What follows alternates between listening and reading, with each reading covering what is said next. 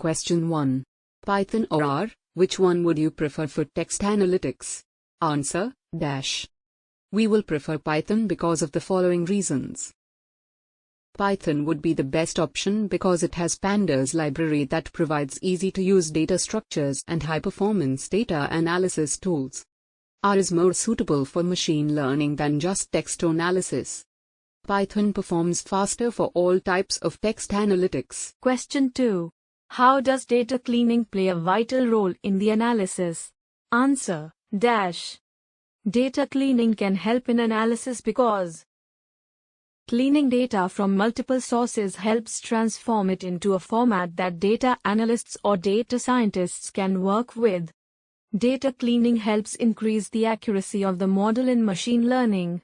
It is a cumbersome process because as the number of data sources increases, the time taken to clean the data increases exponentially due to the number of sources and the volume of data generated by these sources.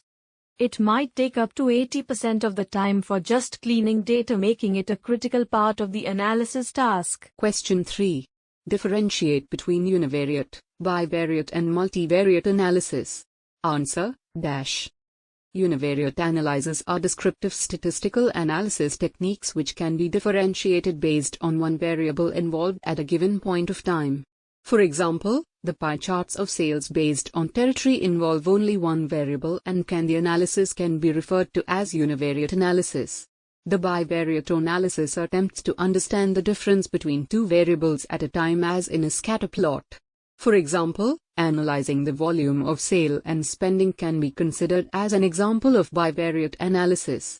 Multivariate analysis deals with the study of more than two variables to understand the effect of variables on the responses. Question 4. Explain star schema. Answer, dash. It is a traditional database schema with a central table.